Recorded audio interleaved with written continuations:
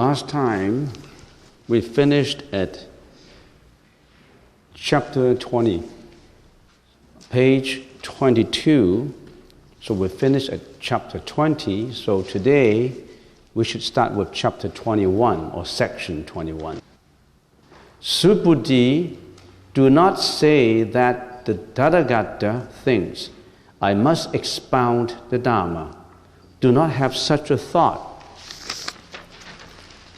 Why? Because if someone said so, he will really slander the Buddha and be unable to understand any teaching or my teaching. Subuddhi, when the Tathagata expounds the Dhamma, there is really no Dhamma to teach, but this is expediently called teaching the Dhamma. Now let's explain those two paragraphs. When ordinary beings, for example, when ordinary beings are teaching something, before he teaches, his mind would think. Anybody who teach, a professor, a lecturer who teach, when he's teaching, he must be thinking. He must, for example, think in his mind that I'm going to say this. I'm going to organize in this way. I'm going to analyze in this way. I'm going to differentiate and discriminate in this way, and I am going to bring it out like that. This is my form of presentation. When you're teaching, you've got something to say. When you've got something to say, you must have form. You must have certain conceptual dimensions in your mind. So in other words, the Buddha, or anyone who teaches, he is using his mind to organize in such a way. Now, that's the mind he's using. What mind is that he's using? What is that mind? He's using, like your mind, like my mind, the delusionary mind, the unreal mind. The mind that we are using is not the real mind. Well, that's a powerful mind, of course, per se, that's a powerful mind, but that is the unreal mind. Why is that the unreal mind?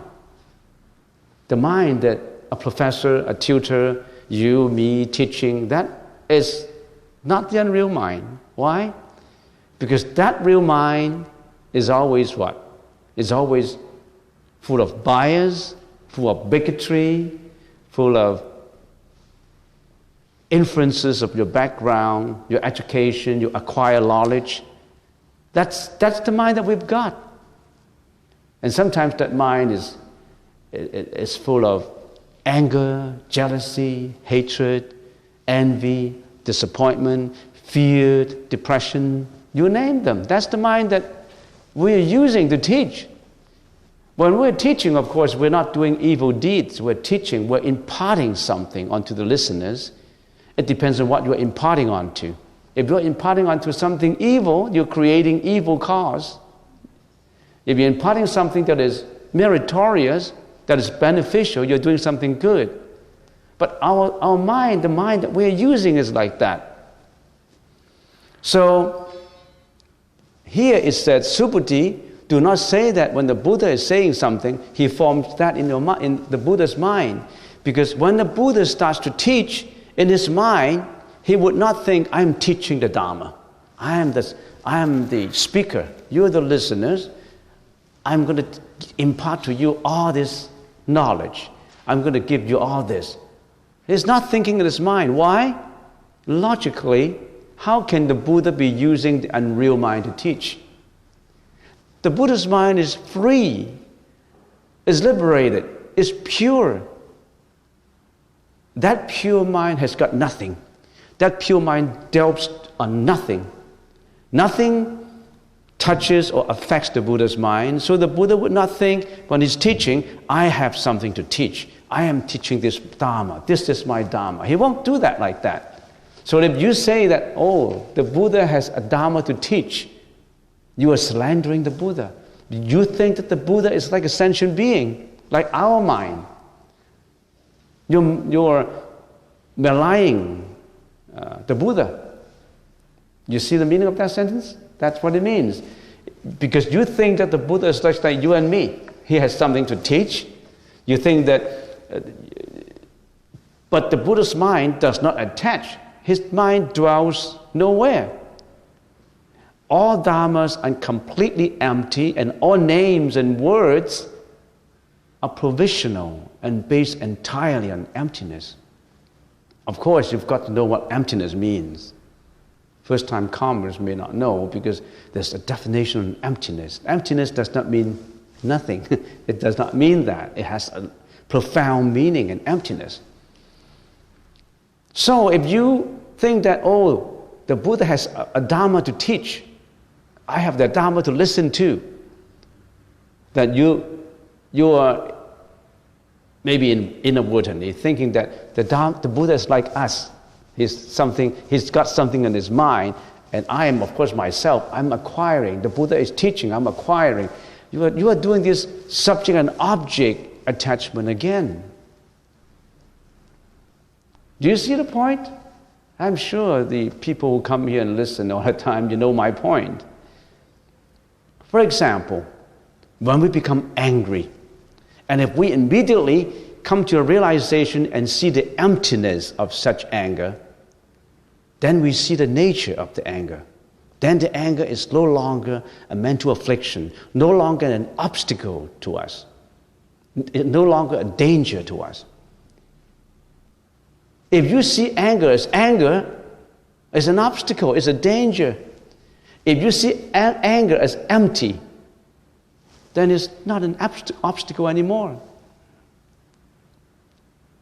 If you see a flower, and if you see the non-flower elements of that flower, then you can safely use that word flower.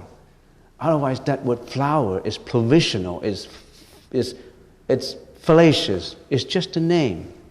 If you see the emptiness of the flower, you know the nature of the flower.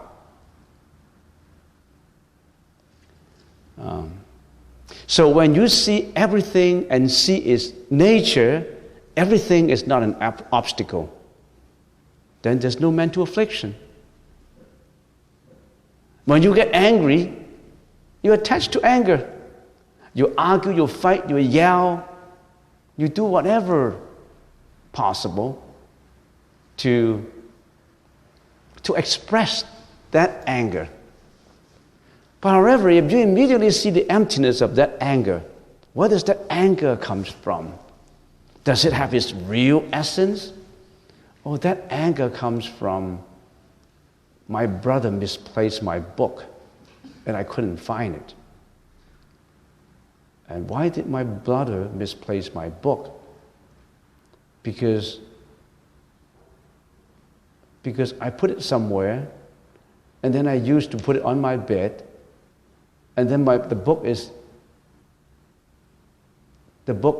in the way of his sleeping position, and he just removed it because I just throw it on his side of the bed.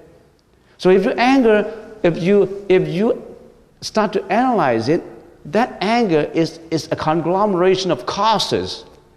It doesn't have its real nature. You break it down. You break down the ice. You're like an icebreaker. Here's an obstacle of an iceberg in front of you. You use that truck and you break it through. You break the anger. You see the emptiness of the anger. It's the anger, if you turn it around, it's a blessing in disguise. It's something to get you enlightened. So suffering is enlightenment, enlightenment is suffering. It's one coin with two sides.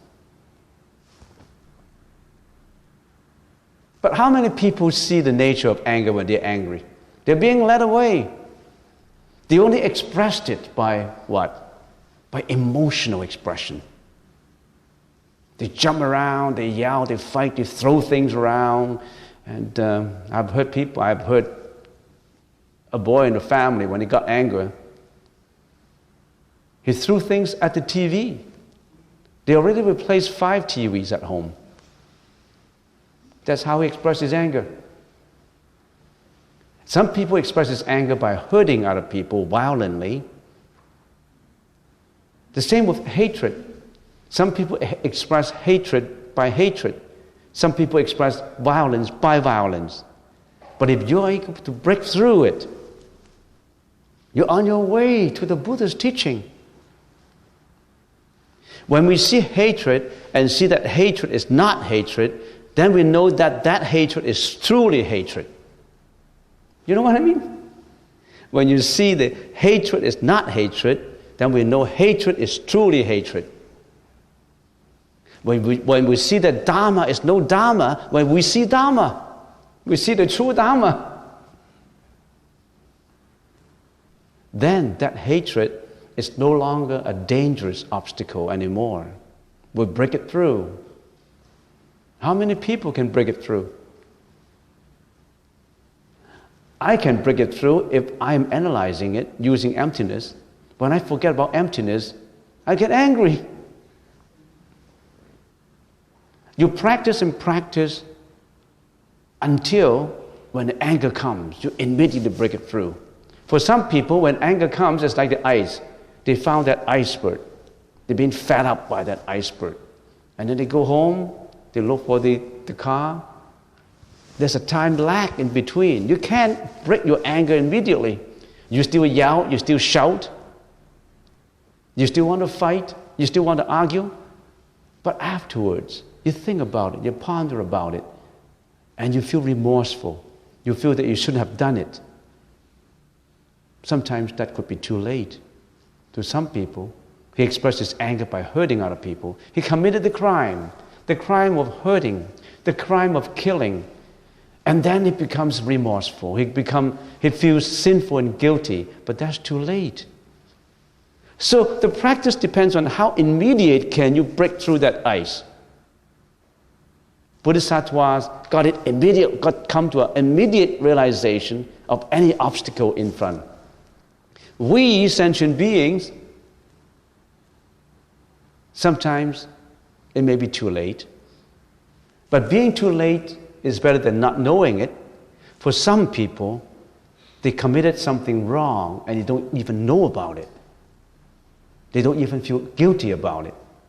They don't even know that's a mistake. Some people keep on shoplifting. They never know that is illegal. They just keep on doing it until one day they got caught. A more clever person, after doing it for a few months, he come to realization, oh, this is something not right. I would stop. An even more clever person would immediately know after the first act. The wise person would never have done it. So it depends on the level of enlightenment. How enlightened are you? So everybody has different levels. Every person has different karma level. So that's why we're all different. Why are we going through the lot that we have gone through? Because of what you have done. Your karma brought you here. Your karma, brought you to what you have experienced. That's why everybody is different. Some are healthy, some are unhealthy, some are rich, some are poor. No one is the same. No two persons have the same, if we can call fate. No two persons have the same fate. Not even twins. I already mentioned that all the time. So think about this. If we think that the Buddha thinks like us, that means the Buddha is teaching and has something to teach. Then the Buddha in our mind is like a sentient being who is unenlightened. Yeah. When we teach, we differentiate. When we teach, we differentiate. There is a communication. There is the teacher, the student. There is the I, the you, the me, and them. When we have this conceptual dimensions of me, ego, you, I, and if that still exists, then you're still attached to the fallacious notion of, remember in the Dharma Sutra, ego, personality, beings, and continuity. You still attach to that. Because if you think you have a Dharma to teach, or you just think that you have the Dharma to obtain, We still attach to that ego. You see how logical the thinking is? If the Buddha said, our mind is unreal mind, and if you think that the Buddha teaches like what we're teaching, we have the Dharma in the mind to teach, what are we using to teach? Our mind that has conceptual dimension, that has a language, that has words. We speak because we have a language because we have words, we have names. And what did the Buddha teach? This is all names, all words, all languages, all language. Are these not conceptual dimensions? And the Buddha said, if you ask the question, you're intelligent. And let me tell you, I have nothing to teach. Don't rely on this. I have nothing to teach. You have nothing to listen to. You see the point?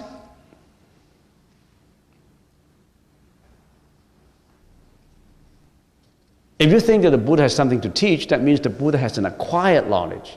The Buddha has obtained something. And you still have the subject and object attachment. So, you see those two paragraphs? That's exactly what it means. When the Buddha is teaching, he wouldn't have this in your mind. I have something to say. I have something to teach you. You've got to listen. This is good for you. He wouldn't have that in his mind because he's teaching from the pure mind. He's just expediently called that Dharma because if you don't call it something, what do you call it with?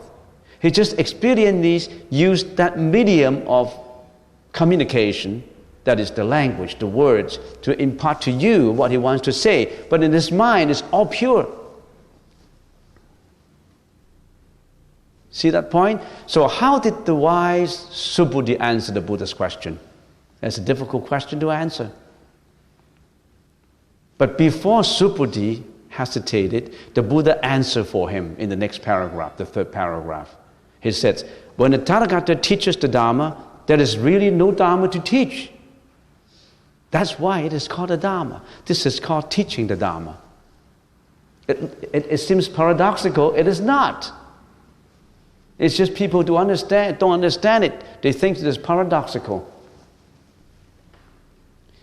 Then let us get a closer look at this from two perspectives. Again, that's why I said if we can finish these two paragraphs in 45 minutes, it's sufficient for today. Let's take a look at it again in detail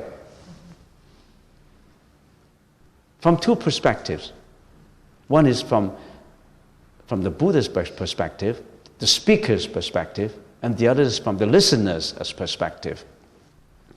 When the Buddha is teaching the Dharma, there is really no Dharma that he's teaching because his mind is not differentiating, it's not discriminating, not organizing, not judging, not biasing like sentient beings.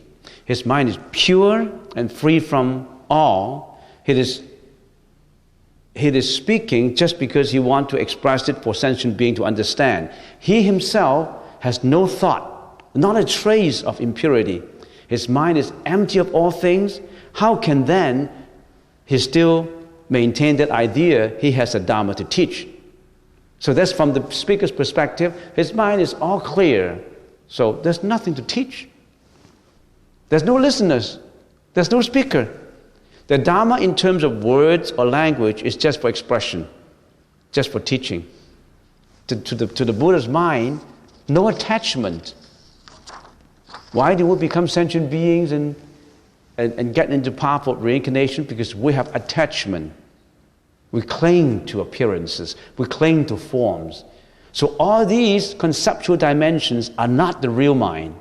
The real mind has no subject, no object. The real mind is free and pure. In order to express it, we say the real mind is empty. So remember what the Heart Sutra says? We just read the Heart Sutra, and I can repeat it in here, just to remind you. We just chanted the Heart Sutra. The Heart Sutra said, the emptiness of all things is neither created nor does it perish. neither pure nor impure, neither decreasing or increasing. That's exactly what it means.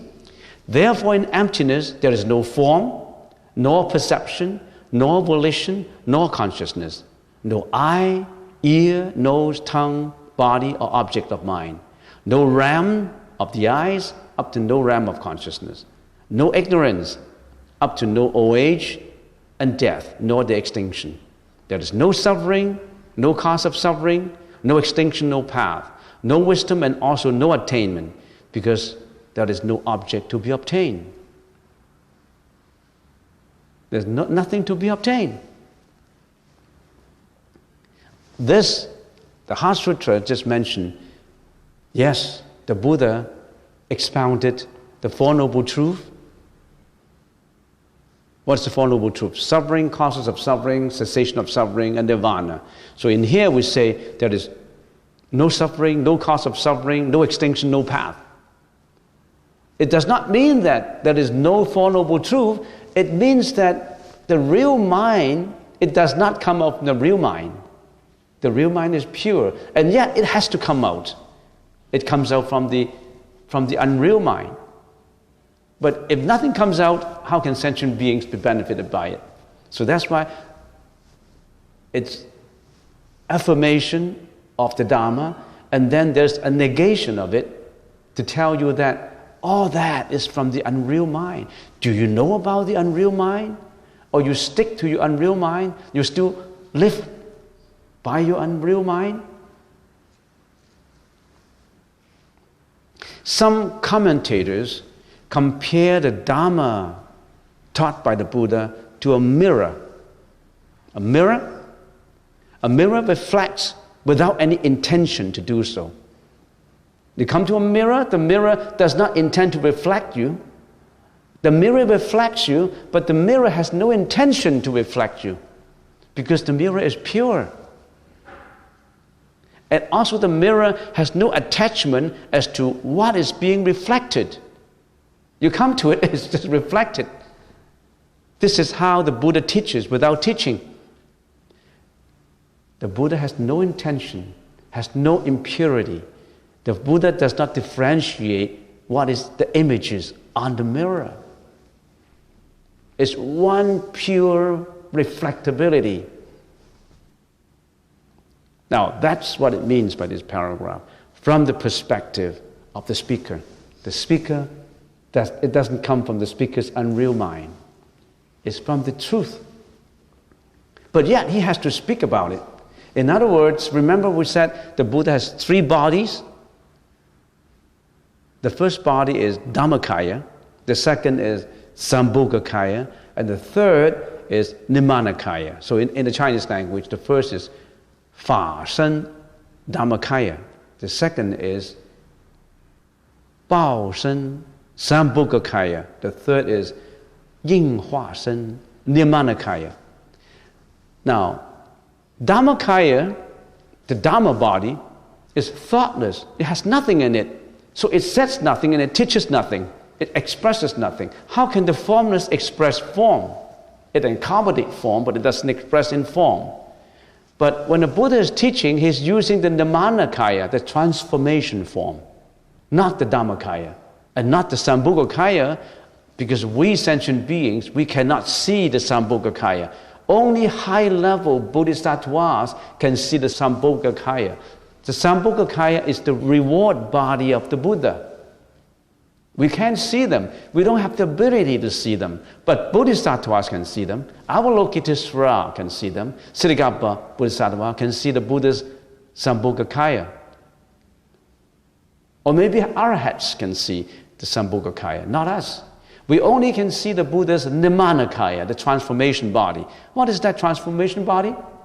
That is the body reincarnated in this world historically 2,600 years ago. Sakyamuni Buddha. He was a prince born in India.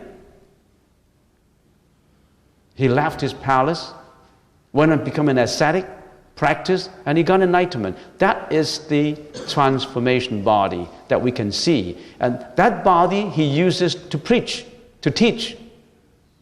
So we're talking about teaching here of the nirvana body. But here, the Buddha reminds us, the Dharma body has nothing to teach. Because the Dharma body is thoughtless. If the Dharma body has something to teach, it's not right. The Dharma body has nothing to teach because it's one pure reflectability.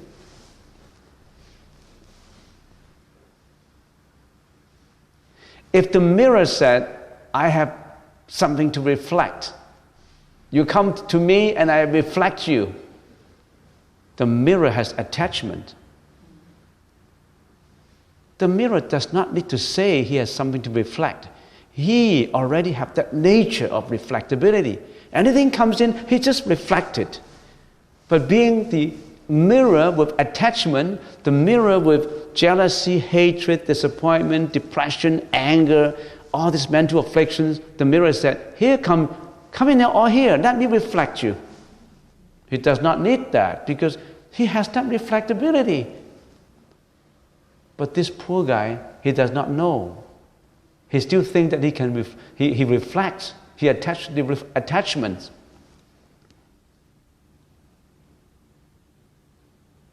Okay, that's from the perspective of the speaker.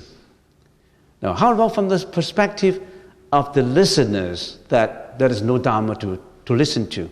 Because there's no Dharma to be taught, there's no teaching. From the listener's perspective, how do we perceive it?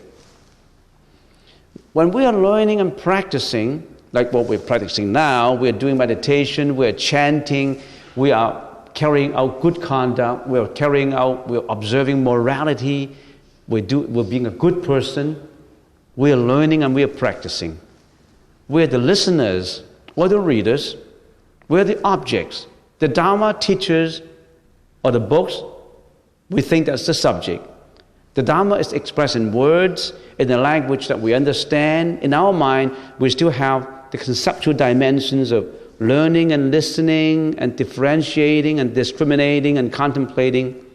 But if we consistently practice according to the Buddha's teaching, we may gradually or we may finally come close to a realization if we practice like that. Of course, we attach to language, to names, to form, to the philosophy, to the teaching, but as we practice more and more and more, we will finally come to a realization. We'll come to a realization of that true reality. The time will come. Why? Because we have sown these seeds of enlightenment. Right now, you already have those seeds now. When the time is ripe, you practice, the realization will come true. It depends on whether you apply the efforts.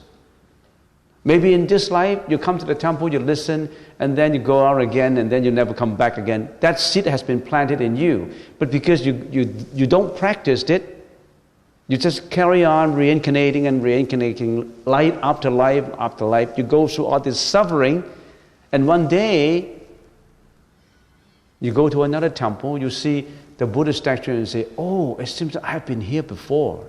How come it radiates graciousness to me? How come I feel peaceful? Well, how come when I come to the temple, I feel peaceful? Because that seed in you that you have sown in your previous life cycles, all of a sudden reminds you.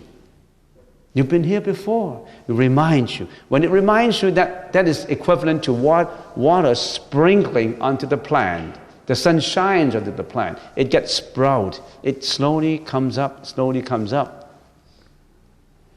So you see the importance of sowing seeds. We should sow seeds not only in ourselves. We help all sentient beings to sow seeds. Certainly your family members. You utter a word of wisdom to them, a word of Amitabha or Sakyamuni Buddha or Siddhartha Bodhisattva or a mantra to them. And they learn a word. They learn Om Mani Padme Hum. That's been planted in them. Does not matter when that plant will gradually develop. That seed will sprout into a shooting. and then it become a tree, and then bear fruits and flowers. It will come. So we should plant seeds in everybody. The more seeds you plant, the more meritorious your deed will be. So that's why Bodhisattvas are planting seeds of compassion to everybody, to all sentient beings. So the true mind has no conceptual dimensions.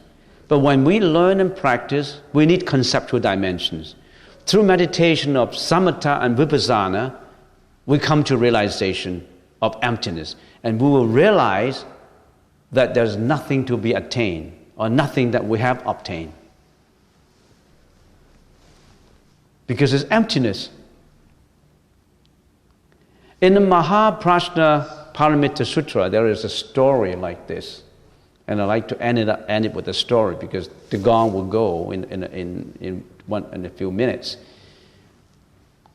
In Mahaprajna Paramita Sutra,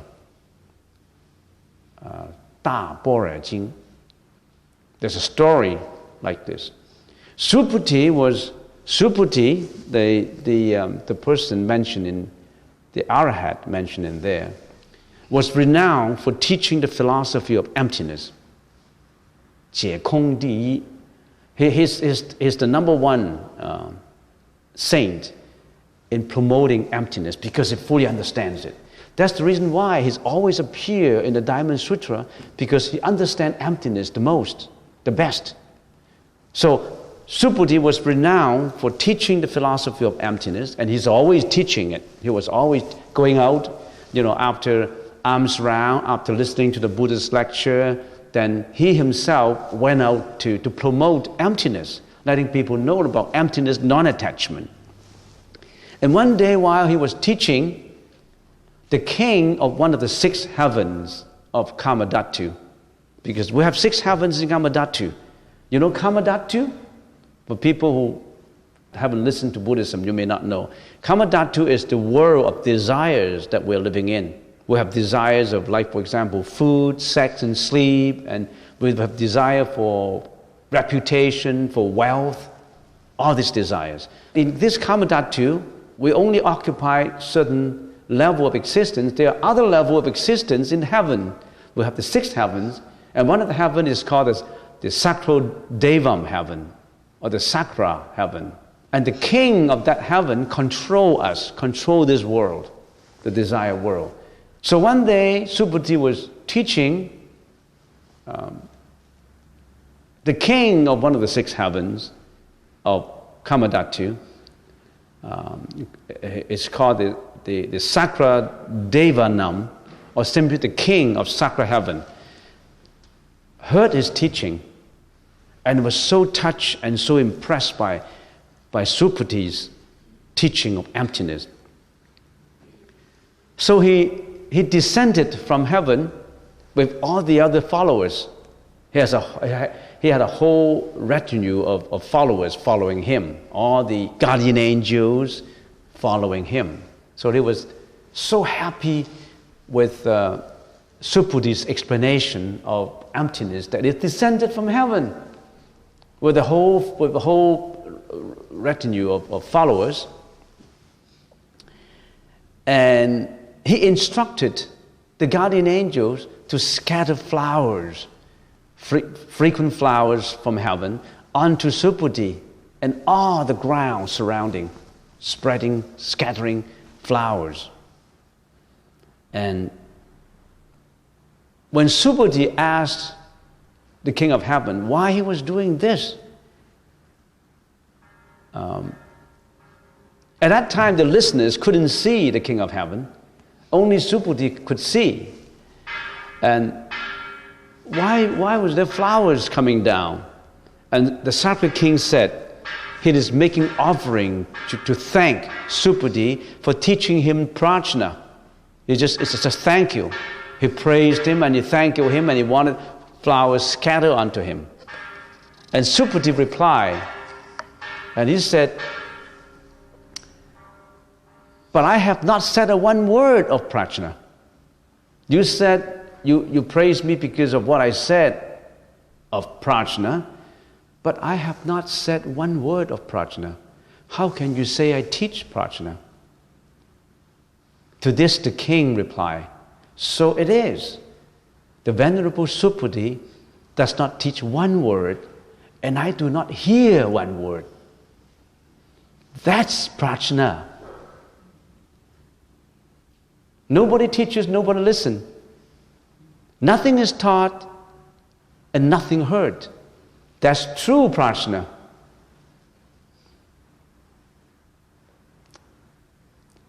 Not only are the teachers and the teaching empty names, so too are the beings who listened, who believe and who practice this teaching. So remember what the Heart Sutra says? When the Bodhisattva comes to a real realization, the Bodhisattvas practicing prajna paramita have no obstacles in mind. Having no obstacles, they overcome fear, liberating themselves forever from its delusions, ultimately realizing nirvana. All Buddhas of the past, present and future, abiding in prajna paramita or emptiness, attain anuttara samya sambuddhi. No more obstacles. Because you see through things as they are, not as they appear to be. You see through anger as what it is, not what it appears to be. When you see A is not A, then it's truly A.